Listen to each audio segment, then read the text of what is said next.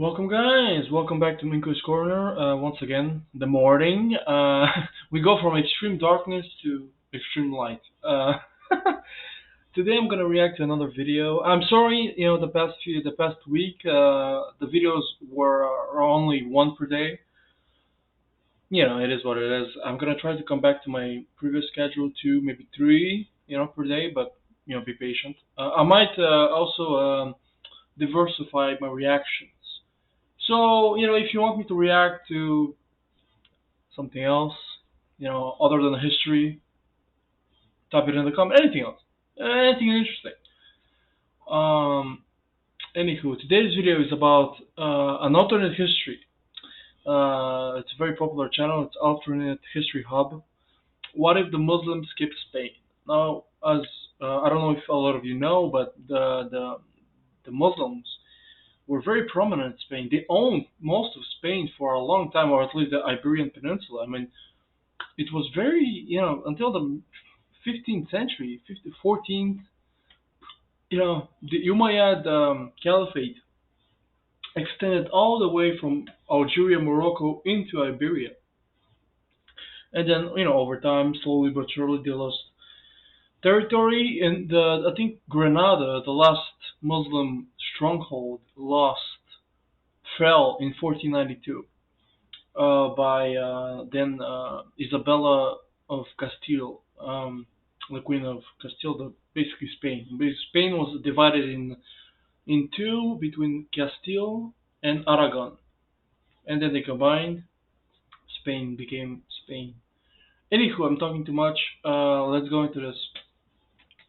100 years, Muslims in some form or another held territory in Spain. Yet ever since the initial invasion in the 8th century, their territory only shrank with each generation. Christian raids from the north, political infighting, and a constant flux of new rulers only weakened Islamic control until finally that's the kingdom of Leon and Castile. Only by 1492, only the kingdom who knows everything I do. That's right. of Granada remained.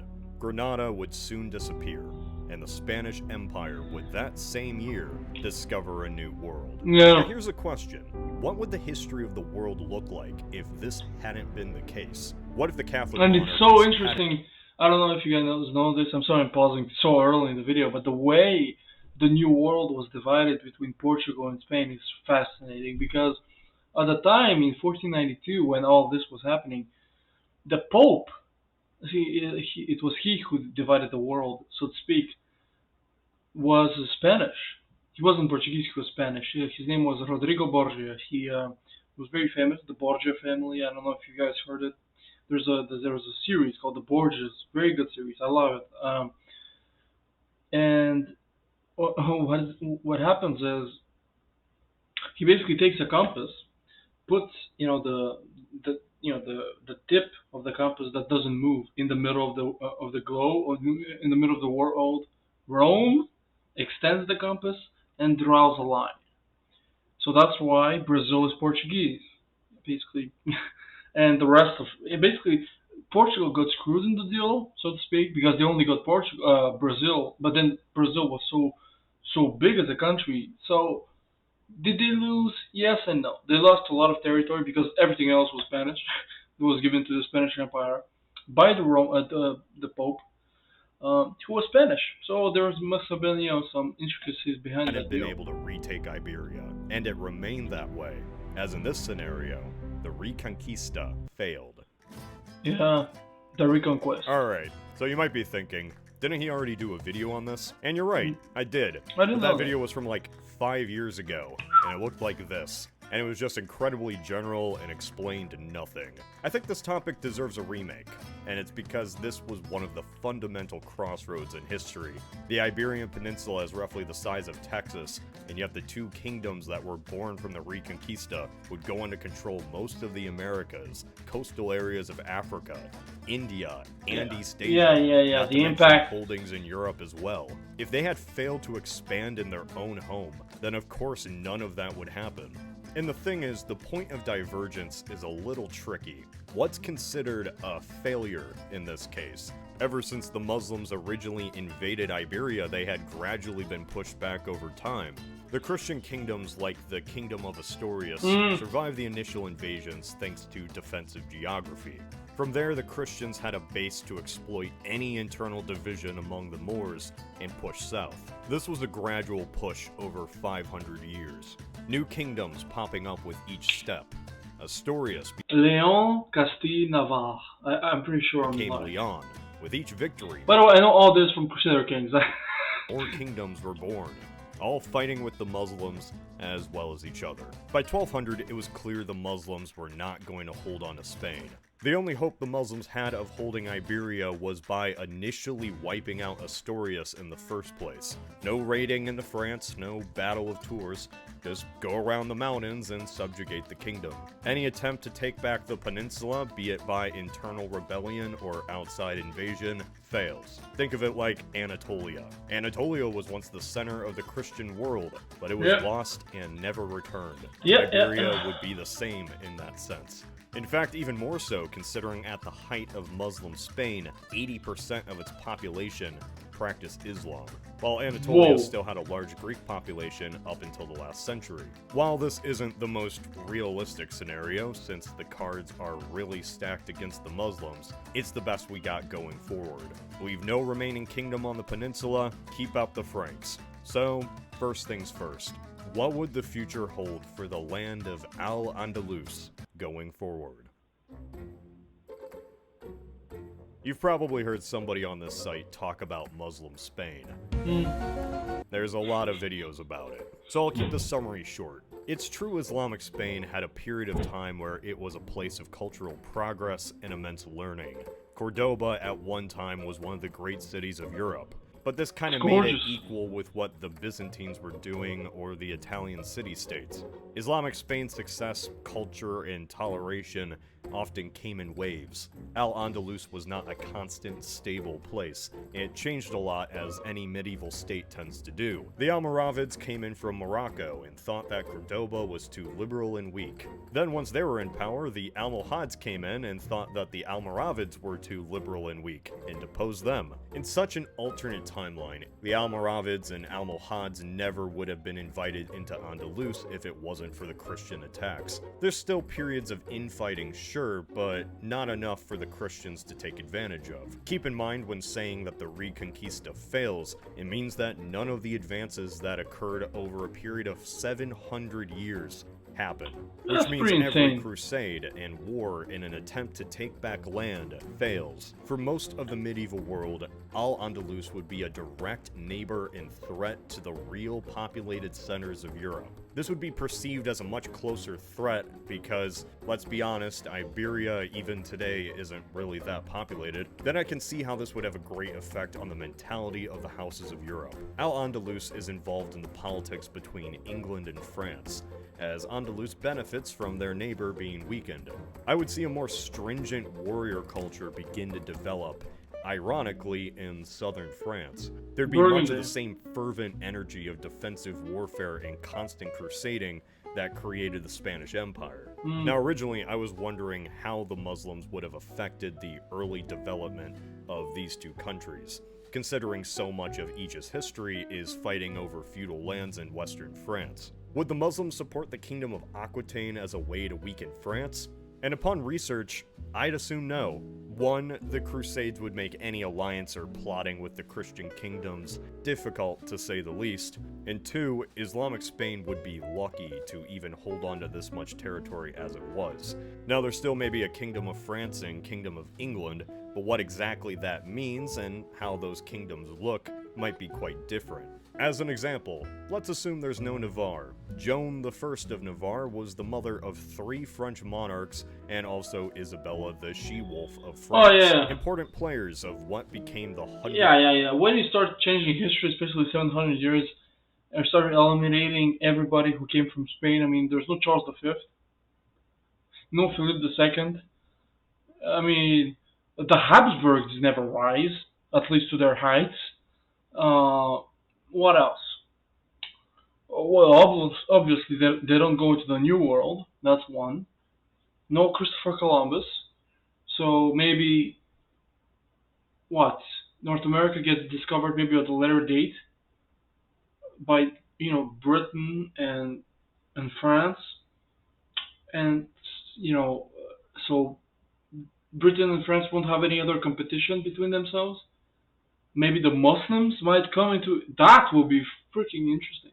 Like the Muslims going to the New World, and like South America speaks Arabic. I mean, talk about changing Hundred history. Years' War, a complicated conflict that by the end resulted in the English being kicked off the continent. Yeah, Because of feudal politics, it really didn't take much to have dramatic consequences on the timeline. The yeah, birth or death of a monarch or noble shifts lands, alliances, and wars that we know led to the evolution of modern European nation states. Without Navarre, the Hundred Years' War wouldn't happen. There still may be some great conflict between England and France over feudal lands on the mainland, sure, yet the players and reasons for doing so are entirely changed. It's entirely possible that without the House of Valois, the English would have successfully held onto their French possessions. The result of this would be England as we know it not really existing. Despite mm, it being a war between England and France, the English nobility were French speaking. They lived on the mainland and saw themselves as French first with English peasants. It was a conflict over who would control France. It I was didn't know only that. after this I war know, that I know that French was the universal language back then, as English is today. In terms of throughout nationalities, French was the dignified language, the you know the looked upon language, because France was very powerful culturally and militarily. that the royal court began speaking in the common tongue of the people, the sense of an English kingdom was officially born. Without Navarre and perhaps constant Muslim harassment from the south, the House of Valois is weakened in this alternate conflict, allowing the English to gain an advantage in the war. Security was a major factor in the stability of a monarch, and if Valois couldn't protect their own borders in the south due to an overstretched military, then their support among the French nobility absolutely collapses. The English may be able to come in and declare themselves the defenders of Christianity, in the process holding onto their French possessions, defeating the Valois, and unifying both regions as simply France. Going That would be forward, the French culture in the aristocracy doesn't go away, and the that would French be only continue to shape the culture of the British Isles, becoming at least a second language for the educated in society. that The would be insane. English, or Anglos as they'd be called, become just one of the many ethnic groups throughout a giant kingdom, alongside the Bretons, Galatians, and Occitans. How long this union may last, I can't say. This would be a very difficult position You to know what's hold, interesting to simply me? That certain nations or nationalities, cultures, have a tendency of seeking independence hundreds of years after being conquered. Like, for example, Wales. Wales has been under the British Empire or England for centuries, and they still, seek independence. Same with Scotland. Scotland has been under England for centuries, 500 years, and they still want independence, which is interesting to me. Like, wouldn't you have integrated by now?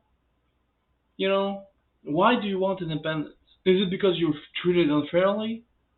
I don't know. I don't know British politics that well. Are they treated unfairly? I doubt it. So what is it? You don't want someone who doesn't speak Scottish to be your king, your monarch? I don't know. Because if you're thinking, if you're wondering, what are you talking about? Well, what I'm talking about is, as he said, Brittany and Aquitaine and Burgundy. They're all under France, and he adapted. And nobody's thinking, oh, let's bring the Brittany back, or Aquitaine, or Burgundy. Now, it's interesting, like, why do. It's all about assimilation, I believe. That, Britons are different. They have their own accents in the west of France, and their own culture, their own history. They were a petty kingdom for quite a while, but there's no, as far as I know, an independence movement for the Bretons, neither for the Burgundians or the Aquitaines. So I don't know how to say them, but you know what I mean. So it's interesting. Certain people want to separate even after centuries of being under someone. Others they assimilated. due to geography. Yet whether this lasts for 200 years or 500, the result varies. The English language as we know it fundamentally changes in such an important period of development. French plays a greater part and establishes itself as the sophisticated upper-class language. The longer this position holds, the more it influences the other houses of England, until even if there is eventually a revolution or England and France split up, the cultural impact remains. There's questions on what caused the Great Vowel Shift, which established the familiar English we know today, but a large portion of the factors seem to just come from the French, or not wanting to be the French. Either way, a stable relationship between the two cultures only influences the English to adopt a pseudo-French dialect, the language of the upper class, trickling down over the next few centuries to the common people. Now, imagining the greatest extent to this, I could imagine a distinct dialect between Island French and mainland French. Now, while I say that, there is one factor that really kicked the French language out of England, when Henry VIII tried to divorce his wife, Catherine of Aragon, and the English Reformation began. Yep. In our timeline, in 1492, Columbus sailed that big ol' blue. This was the year that changed Europe forever. Yet in this alternate timeline, it would just be another year. Even without the Reconquista, Europe is already fundamentally changed without the Age of Discovery. 1492 is one of the most important years in human history. It is.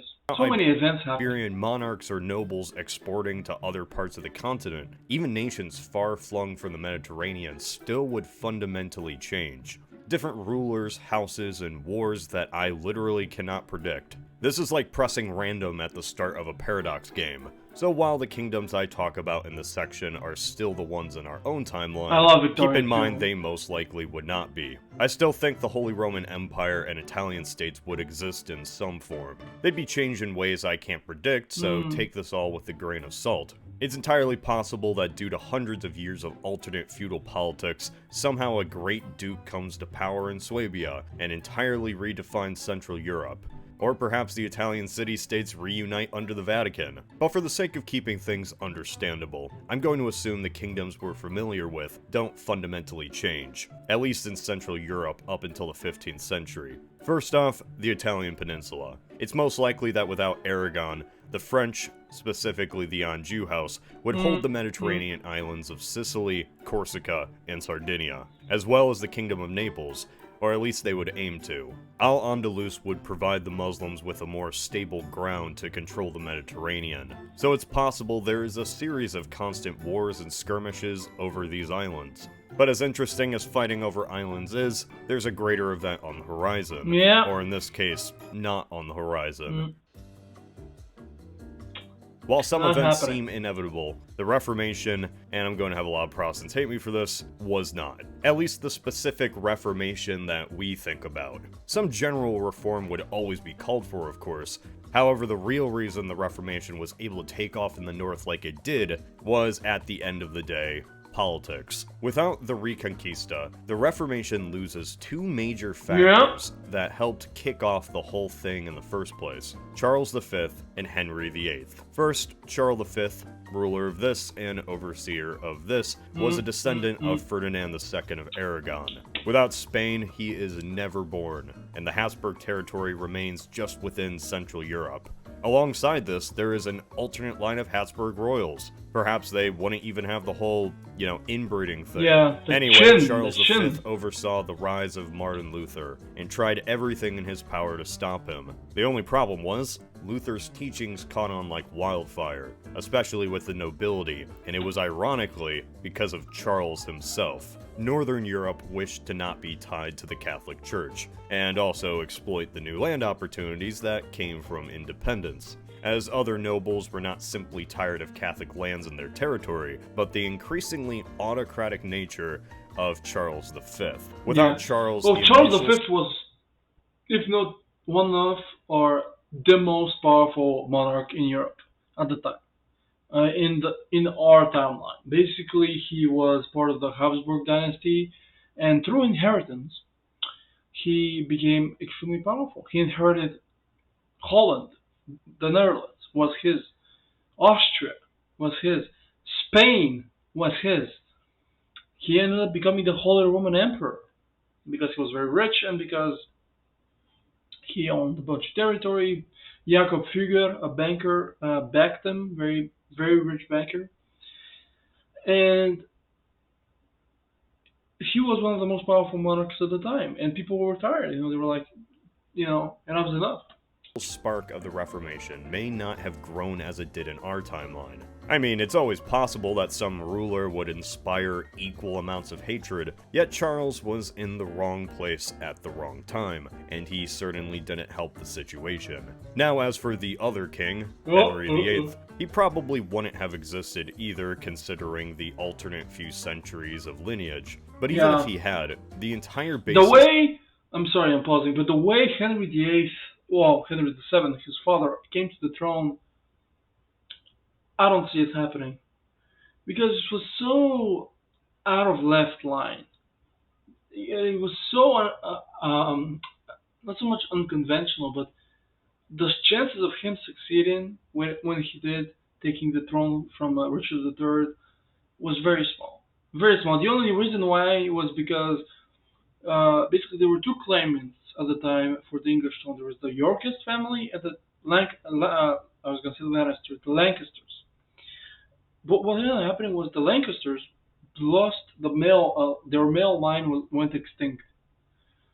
The only Yorkist left was Richard III, who took his throne from his nephews. Piece of shit. I mean, he killed them. Like two boys, twins.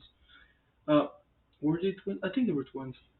And then Henry VII, famously, bought of Bosworth Fields, kills, I don't know his in personal combat, but Richard III died on the field, and he's crowned Henry VII. And because of that, and it's more complicated. It's not only him; it's his mother. Actually, she comes, from the left. She is an incredible woman. I read a book about her. I mean, it's a very interesting woman, Margareta Beaufort. If you want to go, on Google, see who she is. Really interesting woman. She gave birth when she was 13. I mean, anyways, I'm getting on a ramp here. But yeah, I don't see Henry Tudor somehow coming in out of nowhere, landing in Wales with a very small army. He defeated the army of Richard III, but it was much more complicated, convoluted. I mean, his father-in-law, his stepfather helped him the last second. It was a whole thing. It wasn't a sure thing at all. His army was smaller, everything. Of his split from the church was to divorce his wife, Catherine of Aragon. So even if there was still a Henry, there would not be a divorce that kickstarts his split from the church, inspiring other nobles to do the same. Even if something like the Reformation still occurred thanks to the printing press and other factors, it'd be less widespread without the initial actions of two monarchs related in some way to Spain. This alternate timeline is already a major butterfly effect. For instance, if the House of Valois had been weakened in the 100 Years' War, it's possible the Netherlands just doesn't exist. Dutch identity certainly doesn't without the wars of independence from Spain, as well as Protestantism. The 80-Year War, I think it starts in 1568 until 1648. It sort of overlaps over the 30 Years' War. It's a very interesting war. 80 years. They didn't fight, they fought for 80 years on paper. But, it ended within a few years. Which defined the nation. Now that I think about it, this whole alternate timeline really just seems like an elaborate way to make sure the Dutch never exist. While I can go through every single European kingdom and how it'd be altered, things are about to change anyway. A world without the Portuguese and Spanish, as I'd imagine you've been waiting for, would have one major implication. Our modern world, the colonization of the Americas, even down to the food we eat, came from this age of discovery and all the ramifications thereof. The best thing to just assume is global history past 1492 doesn't happen at all like in our own timeline. Once Columbus reached the Americas, that was what dominated the rest of the millennium. So with that said, this alternate timeline is simply one possibility. The best thing to do is focus on the society of Al-Andalus first. Had they still controlled Spain, the Muslims would have had to have a very stable society. If they had followed the same inner turmoil and ages of Taifa like in our own history, then their Christian neighbors would have taken advantage and seized the land anyway. So the only possible Al-Andalus in this alternate timeline not only has to be stable, but strong.